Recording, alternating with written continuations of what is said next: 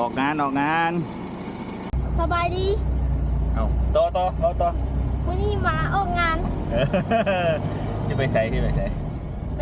ไปช่วงสการอยู่หลัก19 10 เราหู้ทางละ พูเร็ว โอ้โห พูทางไปแต่พูทางเข้า ตอนนี้เขากำลังจะไปกลางเต้นท์เนาะอยู่บนทรงสการเนาะอยู่ปราส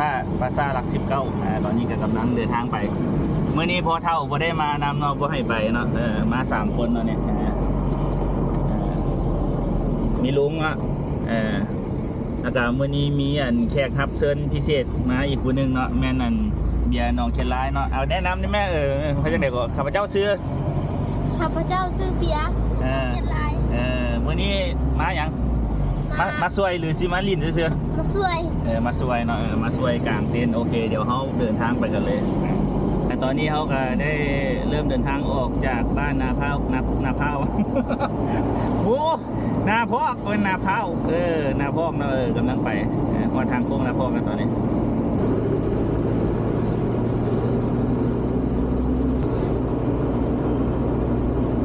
อะไรตอนนี้เขากลับมาฮอดปราซ่าเนาะปราซ่าบนที่เขาจะมากางเต็นท์ทรงสการเป็นที่เรียบร้อยเนาะสถานที่ปราซ่าอยู่นี่อยากแคบในหน่อยนึงมาเป็นปราซ่าอย่างก่อนนาล้อมบ่เบียร์นาล้อมเดี๋ยวตอนนี้ฮอดแล้วมั้ยบ่ มาแล้ว เดี๋ยวเขาสิพาไปเบิ่งเนาะว่ามันเป็นยังไงปราซ่าอยู่เนาะแล้วเขาสิกางเต็นท์บ่ได้บ่นี่ก็เป็นรถเฮาเนาะทางนี้ก็เป็นบอนจูดเนาะจะเป็นประมาณนี้แต่ว่าเขานี่สิได้กางเต้นอยู่บนนี้เนาะเพราะว่าเขาสิกาง ไปใกล้บอนจูดบ่ได้เนาะเพราะว่ายามไฟไหม้มาสะเก็ดไฟมันสิมาถึกเต้นแล้วเฮ็ดให้ไหม้เนาะเสียหายบ่เป็นตาเฮ็ดเนาะเดี๋ยวเขาไป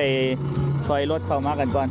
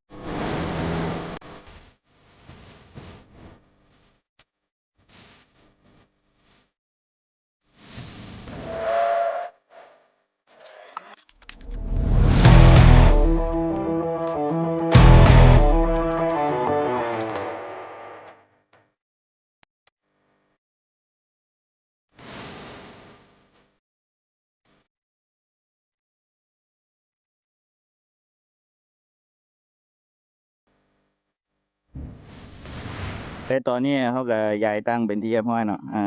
บอลแดงๆเจๆนั่นสิเป็นจุดขายน้ำเนาะเต้น2 ด่างกับ ตั้ง100 หน่วยเนาะตัวนี้เขาก็ได้มาเกี่ยมสถานที่ท่าเพิ่นเนาะจะประมาณนี้ฝากเบื้องนี้ก็จะเป็นเมม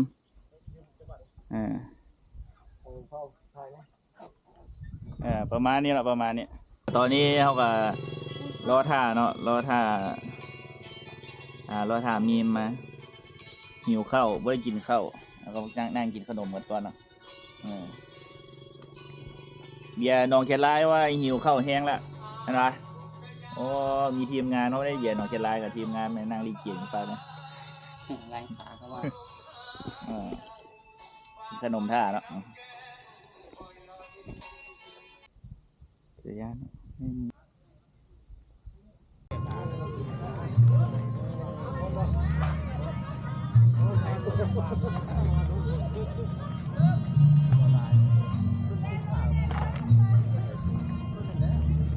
ก่อนเลยม้วนเลยม้วนไปนะ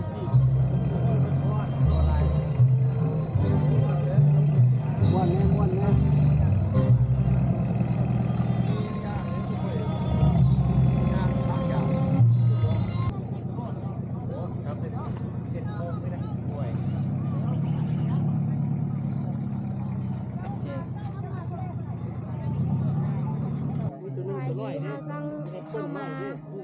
เฮ็ดยังมากินนี่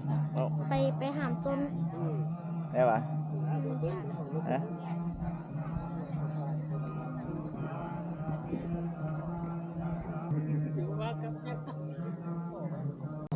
เป็นเชียวได้ไหมได้ไหมลูกมีผู้สาวที่โตให้หมอนี่ได้อันไหนมีผู้สาวที่โตให้หมอนี่ได้นี่ป่ะผู้สาวฮะนี่ป่ะนี่ผู้สาวอ่ะบอตรงนี้มีงานตลอดมีผู้สาวเงินหลายที่ออกงานตลอดเนี่ยเห็นป่ะนี่มีเงินเท่าไหร่นะบอกได้ไหมได้โทรศัพท์จังหวะละ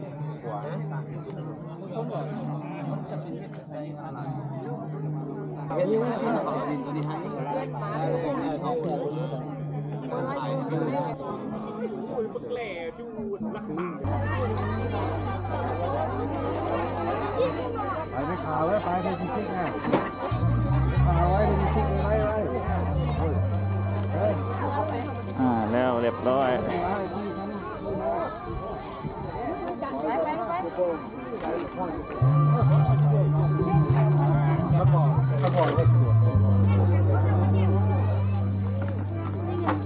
ได้ปะ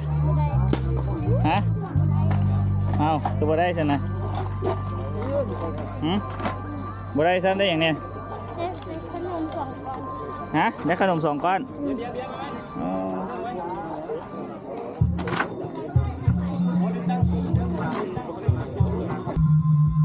ตอนนี้ก็ถือว่าแล้วเป็นที่เรียบร้อยเนาะสำหรับการเก็บเต้นเก็บตังค์คนก็เริ่มเมื่อเบื่อแล้วเนาะเหลือแต่บางภาคส่วนเนาะเพราะว่ายังเมื่อบ่ได้เพราะว่าศพยังบ่ใหม่ดี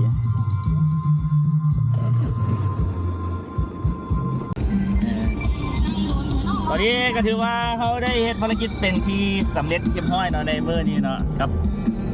เบียร์น้องเชลายเนาะกับไข่ติ่งไก่วันประเสริฐมีไซเรียกไหนมื้อนี้ง่ายบ่เมื่อยหรือคักม่วนบ่เอามื้อหน้าสิมาอีกบ่มาแต่ก็เมื่อยเนาะเมื่อยอยู่เนาะวันนี้กับตอนนี้กำลังสิไปใส่เราไปเงินดีไปเงินดีไปยังเงินดีเขาเรียกเรียกเราบ่แม่นวะไปกินข้าวไปกินข้าวก่อนโอ้หิวข้าวแห้งโถเอาบอกปิดจบคลิปได้ไหมปิดจบคลิปได้ไหมจบคลิปก็เดิมแบทซีเบิร์ดละแบทซีเบิร์ดเล่าเป็นบอกแล้ววันนี้ว่าจังไหนโตอีกให้ติดตามมะติดตามฮับส้มกดไลค์กดใจคอมเมนต์แล้วพบกันไหมในคลิปหน้าปะพบกันไหมในคลิปหน้าออดี้สำหรับมื้อนี้แมนสำหรับมื้อนี้แมนเมื่อยหลายลาไปก้อนสุดตัวลาไปก้อนเอาโอเคเอาไป